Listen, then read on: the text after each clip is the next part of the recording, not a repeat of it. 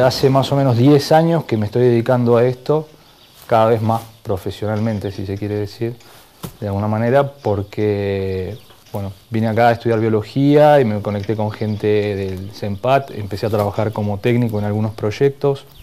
Eso me permitió estar mucho tiempo en el campo y llegar, o sea, tener acceso al material. Y bueno, en el 2001 hubo un varamiento de una franca acá y una institución que se llama Ecocentro quiso recuperarlo y montarlo. Y bueno, yo me propuse para hacer el trabajo, nunca había hecho un montaje grande, lo hice y gustó, y bueno, y a partir de eso empezaron a surgir ofertas interesantes, ¿no? Después monté material para varios museos, para CONICET, para colecciones privadas y para científicos. Bueno, el domingo básicamente accedimos a una playa del Golfo Nuevo, en Península Valdés, a recuperar el cráneo de una franca. Yo había hecho un relevamiento hace un mes, más o menos, tenía más o menos identificados 7 cráneos, pero este era el que exigía menor logística.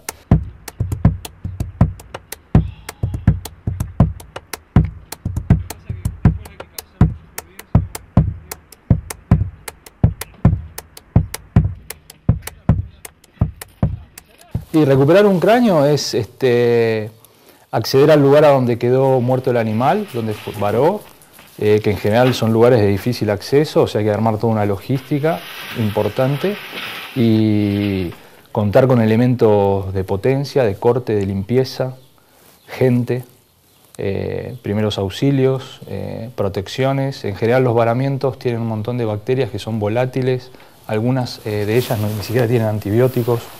Hay que tratar de trabajar con protección. Muchas veces cuando hay varamientos muy grandes hay que estar continuamente rociándolos con cloro. Básicamente recuperar un esqueleto es ir al lugar a donde varó, montar un despliegue de maquinaria, gente y bueno, tractores o camionetas, potencia, y empezar a desmembrar y limpiar los huesos, para lo cual hay que tener un conocimiento previo de la anatomía del animal para no romper nada del material, ¿no? Es que para poder cortar toda esa carne, que es lo que está sujetando, hay que levantarlo.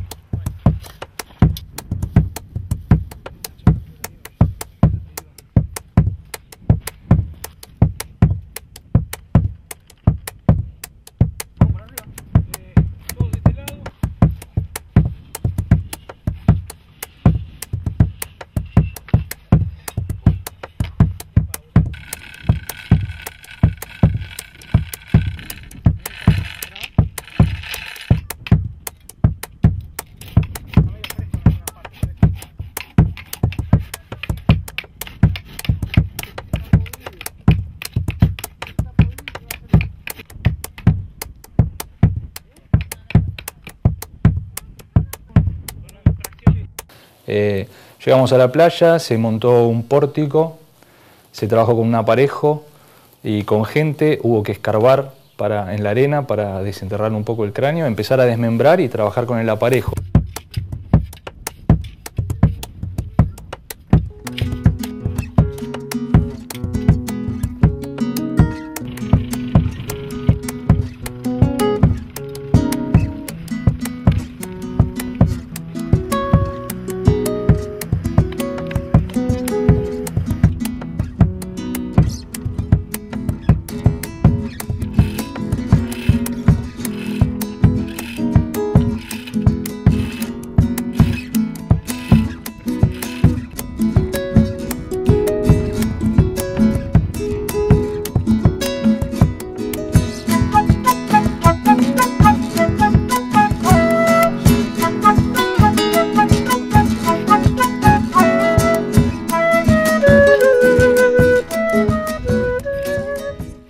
Si bien este varamiento tenía 2 años y medio ya y estaba bastante limpio, siempre quedan pedazos sobre todo de cuero y de tejido conectivo, que es bastante difícil de remover.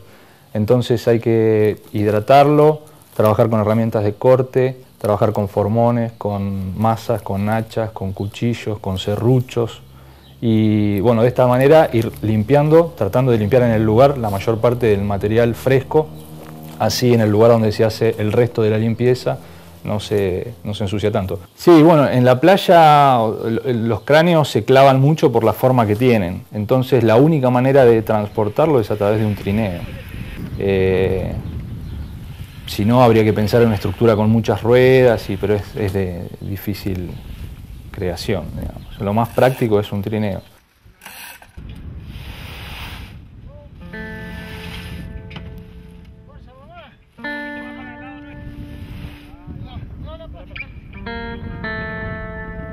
Y bueno, se montó el cráneo sobre el trineo y se arrastró con el tractor.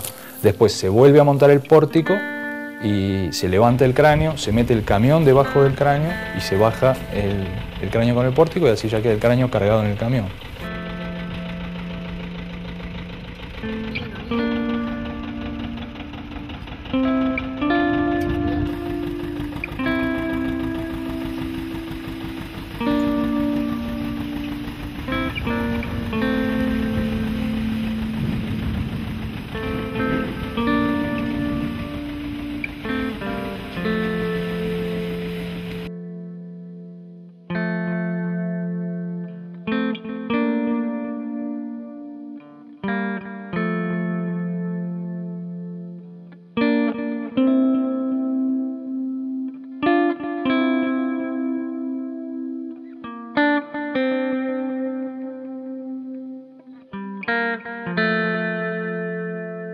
Los mamíferos marinos en particular tienen un olor muy fuerte, entonces es preferible tratar de llevar del lugar el material lo más limpio posible. Una vez que se recupera el material, lo que se hace es rociarlo con desengrasantes, dispersantes y aguas oxigenadas y se hidrolavan con vapor a alta presión. Eso se hizo en una empresa que se dio sus instalaciones. Esta empresa se llama Easy y cooperó muchísimo, puso un camión, operarios y toda su planta a disposición.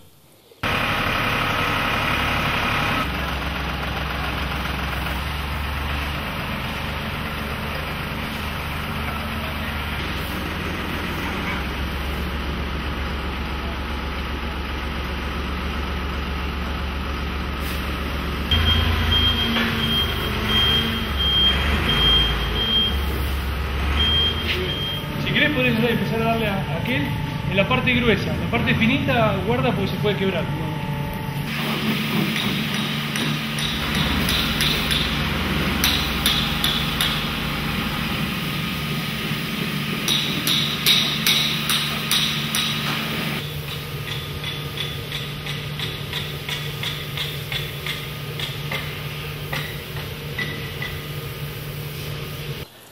Todos los grandes montajes que hice tienen una financiación institucional, porque es la única manera de hacerlos. Yo no puedo como artista, como especialista en montajes, tener o acceder a montar un esqueleto de ballena en mi casa. Me encantaría, pero no tengo el recurso para hacerlo, porque es enorme el despliegue que hay que hacer.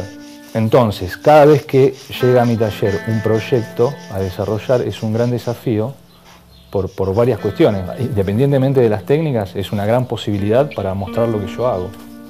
Y otra cosa es que CONICET es el ente nacional de ciencia y de alguna manera que confíen en mi taller sus exposiciones y exhibiciones me enorgullece.